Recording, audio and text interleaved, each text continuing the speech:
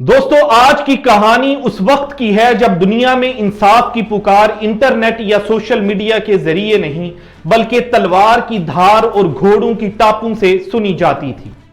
यह दास्तान है गैरत की, यह दास्तान है एक वादे की, और यह दास्तान है उस खलीफा की जिसने साबित किया कि अगर एक हुक्मरान की नीयत साफ हो तो पहाड़ भी रास्ता दे देते हैं। आज हम बात करेंगे अब्बासी खिलाफत के 8वें खलीफा अल-मुत्तसिम बिल्ला की, एक ऐसा नाम जिसे सुनकर आज भी रूमी सल्तनत के दरो दीवार कांप उठते हैं। मगर यह कहानी सिर्फ जंग की नहीं है, यह कहानी शुरू होती है एक खामोश बेबस औरत की चीख से, जो हजारों मील दूर कैद खाने के अंधेरों में गूंजी, और उस चीख ने बगदाद के महलों में आराम फरमा खलीफा को नंगे पांव मैदान जंग में ला खड़ा किया। क्या यह वाकया सच था? आज हम तारीख के उन्हीं पुराने औराक को पलट कर देखेंगे जहां हकीकत और जज्बात आपस में मिले हुए हैं। लेकिन इस अजीम वाकये तक पहुंचने से पहले हमें उस शख्स को समझना होगा जो इस कहानी का मरकजी किरदार है, अल-मुत्तसिम बिल्ला। वो हारून रशीद का बेटा था, वही हारून रशीद जिनके नाम से अरेबियन नाइट्स की कहानियां भरी पड़ी हैं। मगर मुत्तसिम अपने बाप से अपने बड़े भाई अल मामून की तरह किताबों का कीड़ा नहीं था। वो कोई फिलोसोफर नहीं था, ना ही उसे शेर व शायरी की महफिलों में बैठने का शौक था। वो फितरतन एक सिपाही था। बचपन से ही उसे नरम गद्दों से ज्यादा सख्त जमीन पसंद थी। तारीख लिखने वाले बताते हैं कि उसकी जिस्मानी ताकत का यह आलम था कि लोग उसे देखकर दंग रह जाते थे। कहा जाता है कि वो इतना ताकतवर था कि अपने कंधे पर भारी वजन उठाकर मीलों पैदल चल सकता था, और उसकी पकड़ ऐसी थी कि अगर वो किसी का हाथ थाम लेता तो दूसरा शख्स चाहकर भी अपनी कलाई छुड़वा नहीं सकता था, जब तक कि मुत्तसिम खुद ना छोड़ दे। एक मशहूर वाकया है कि एक बार दरबार में किसी ने उसकी ताकत को चैलेंज किया तो उसने ईंट को हाथ में पकड़कर सिर्फ अपनी उंगलियों के दबाव से तोड़ डाला। एक और रिवायत जो शायद थोड़ी हैरानकुन लगे, यह कहती है कि उसने एक बार एक शेर का मुकाबला नंगे हाथ किया और उस दरिंदे को पछाड़ दिया। ये बातें शायद सुनने में अफसानवी लगें, मगर यह उस जमाने के लोगों का अकीदा था कि उनका खलीफा शेर खुदा की तरह बहादुर है। वो अनपढ़ जरूर था, यानी उसने रिवायती तालीम हासिल नहीं की थी, लेकिन जंग के मैदान की स्ट्रेटेजीज में उसका कोई सानी नहीं था। जब 833 ईस्वी में वो तख्त पर बैठा तो उसने सबसे पहला काम यह किया कि अपनी फौज को बदल डाला। उसे लगता था कि पुराने अरब और खुरासानी सिपाही अब सुस्त हो चुके हैं, वो सियासी साजिशों में पड़ चुके हैं।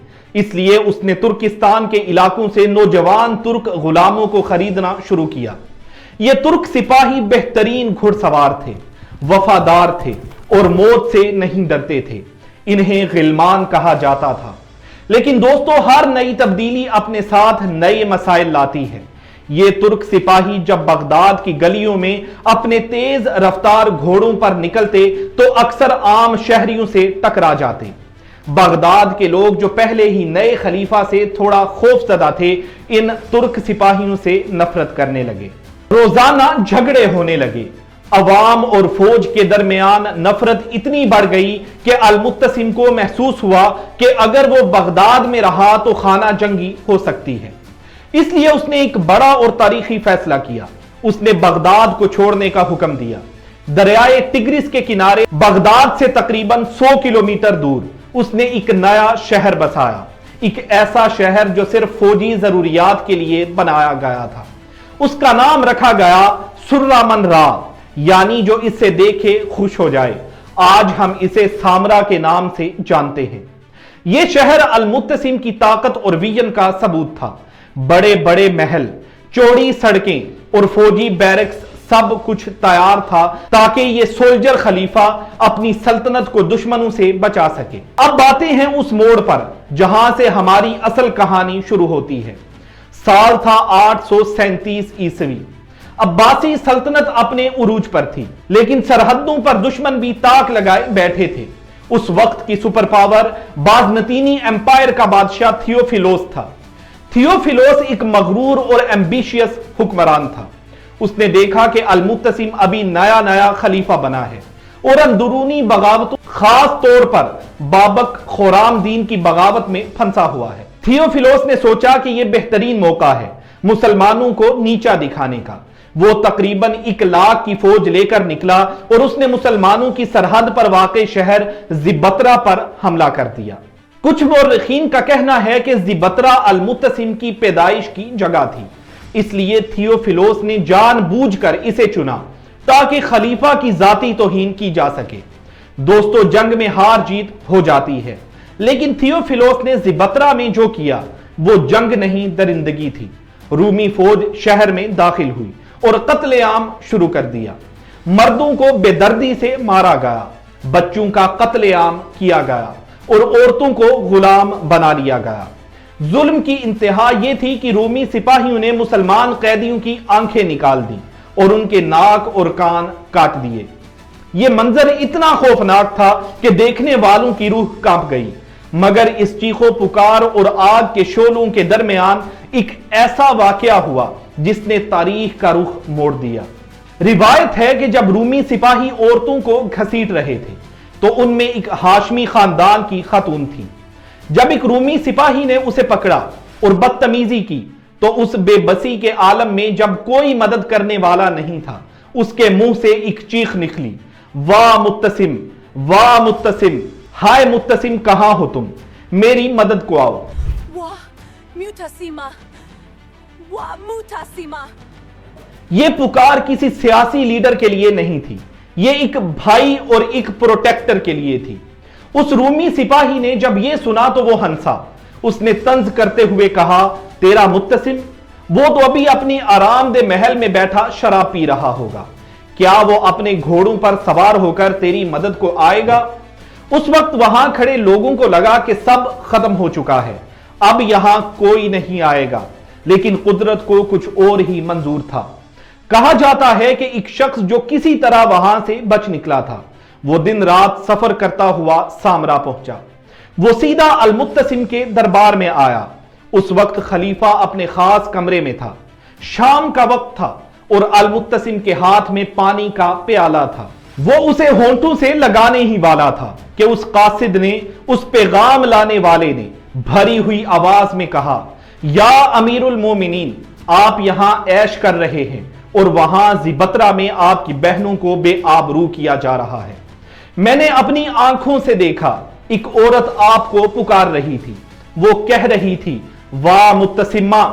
جیسے ہی یہ الفاظ متسم کی آنکھوں میں پڑے، کمرے میں سناٹا چھا گیا۔ وہ جو پیالہ اس کے ہاتھ میں تھا وہ وہیں ہوا میں رک گیا۔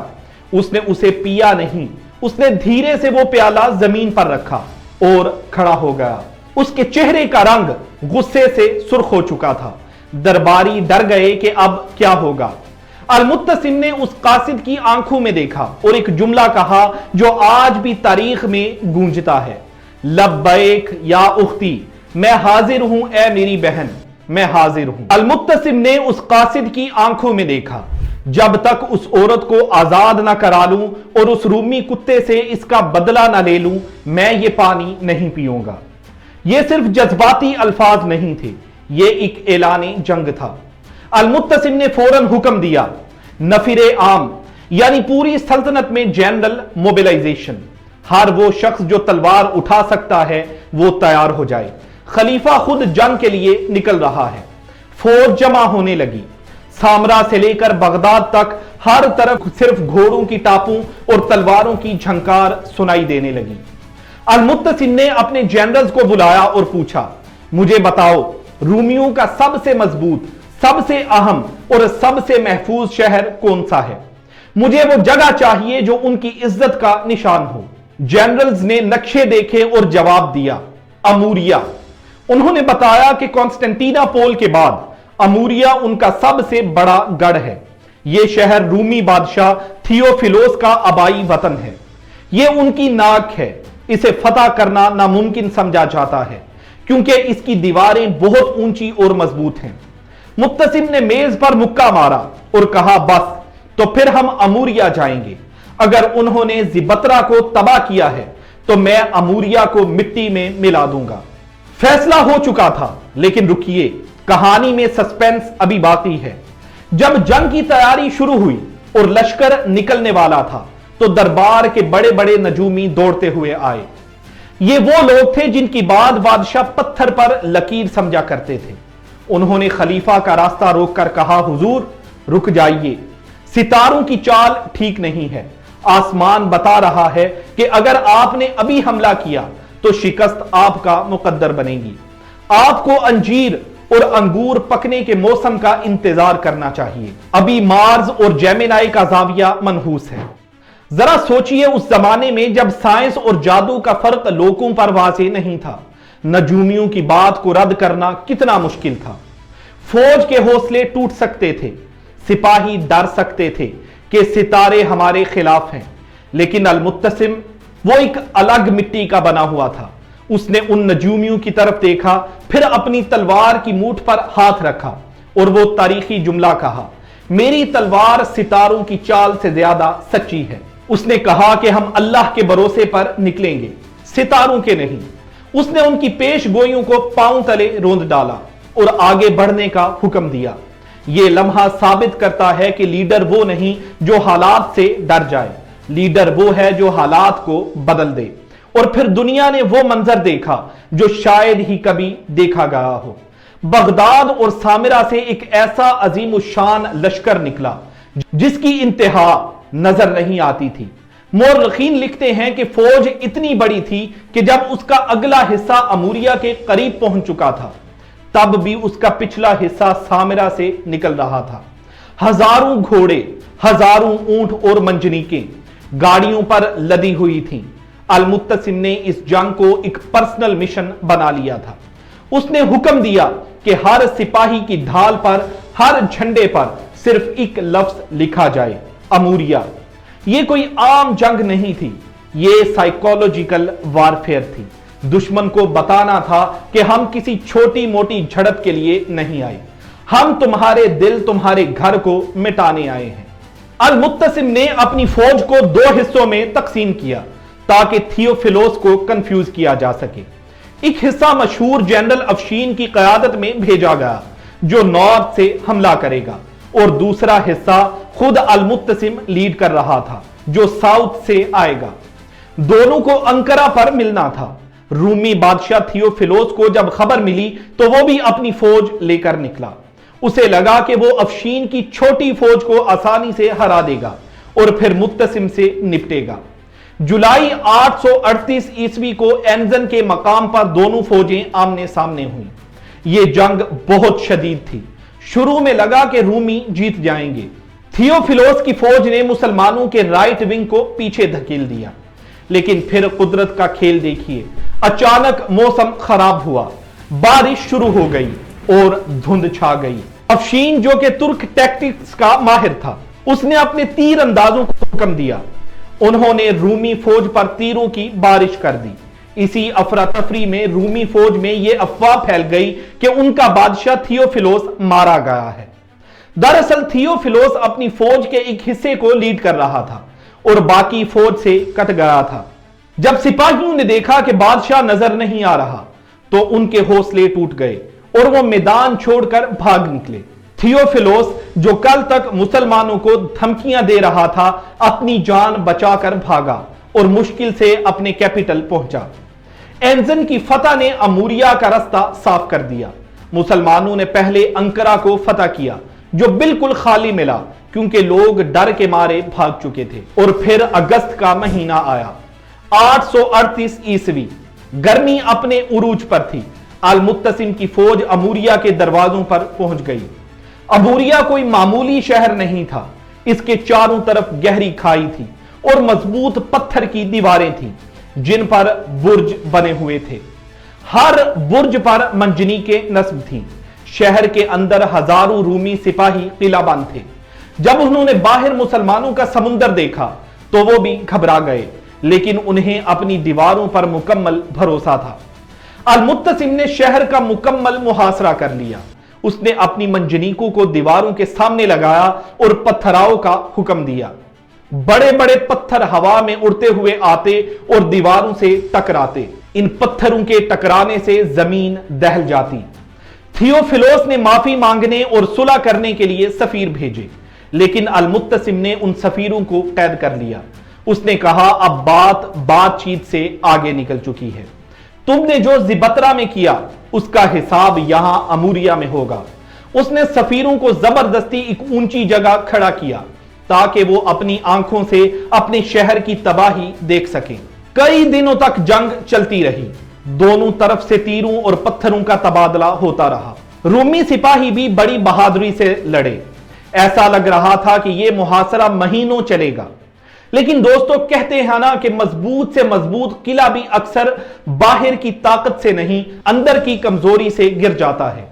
अमूरिया के साथ भी यही हुआ। शहर के अंदर एक रूमी शख्स था जिसका नाम तारीखी किताबों में वादी और कभी बोयडिट्सेस आता है। यह शख्स पहले मुसलमान कैदियों में शामिल रह चुका था और इस्लाम से मुतासिर था, या शायद उसे अपनी जान का खौफ था, या अपने कमांडर से कोई निजी दुश्मनी थी।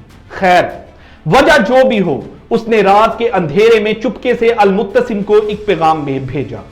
यह पैगाम इस जंग का टर्निंग पॉइंट था। उसने लिखा, अमीरुल मोमिनीन, आप पूरी दीवार पर जोर लगा रहे हैं, लेकिन शहर की दीवार का एक हिस्सा यानी कि फुलाना टावर ऐसा है जो पिछली बारिशों में कमजोर हो गया था।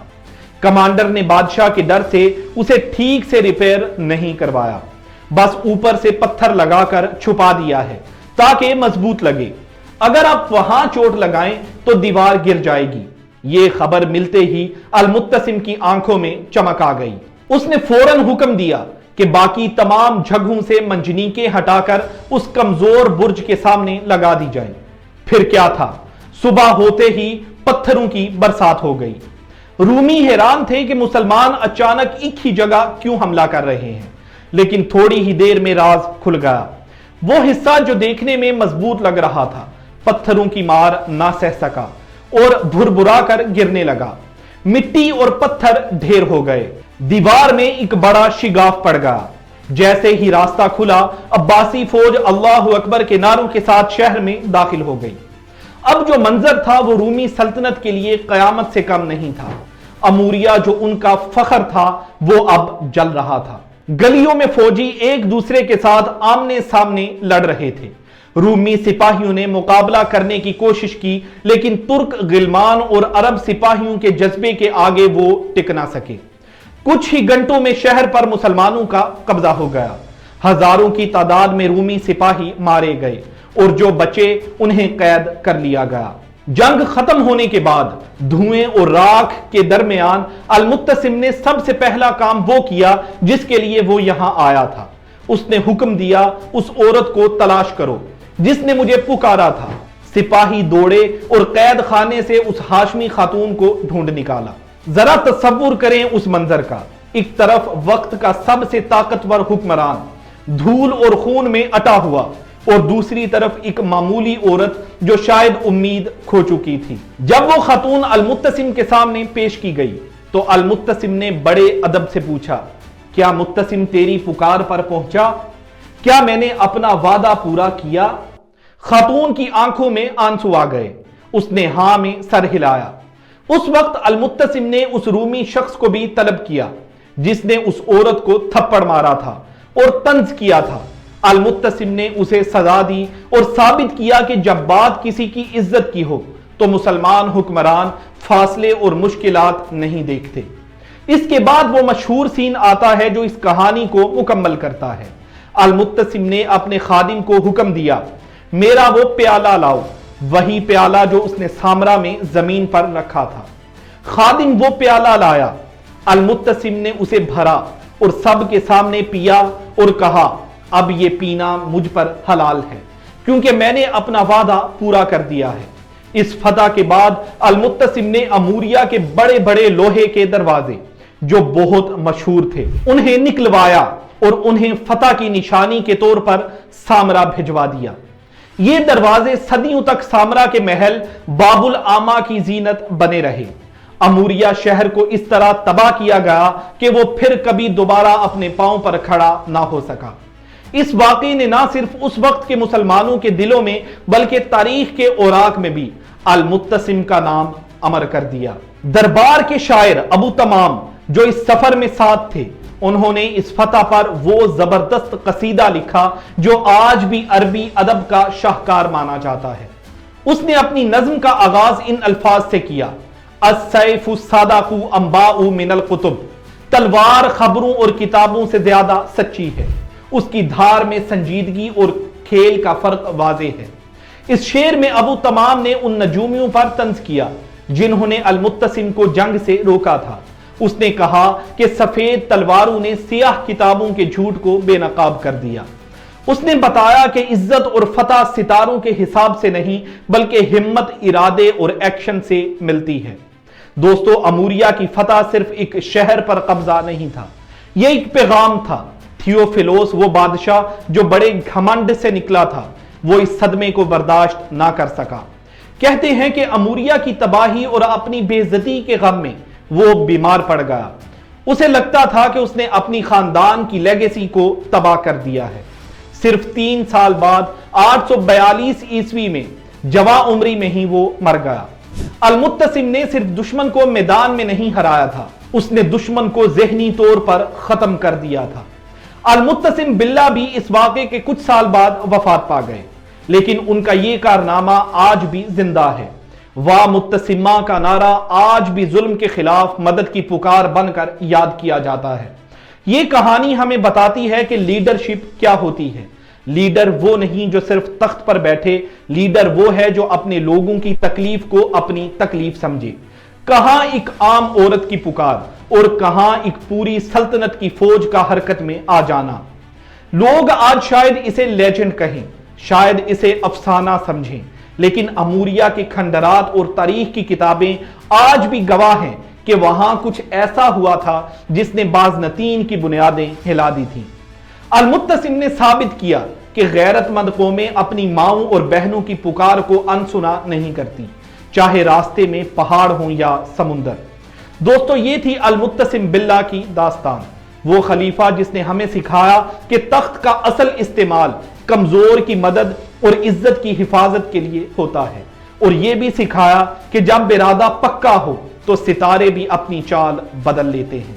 امید ہے کہ آج کی یہ کہانی آپ کے دلوں کو چھو گئی ہوگی اور آپ کو تاریخ کے اس گمشدہ باب کو سمجھنے میں مدد ملی ہوگی۔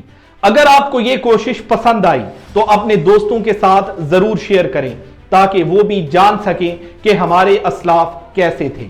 اگلی بار ایک نئی کہانی، ایک نئے کردار اور ایک نئی تاریخ کے ساتھ پھر ملیں گے۔ تب تک کے لیے اپنا خیال رکھیے گا۔ اللہ حافظ۔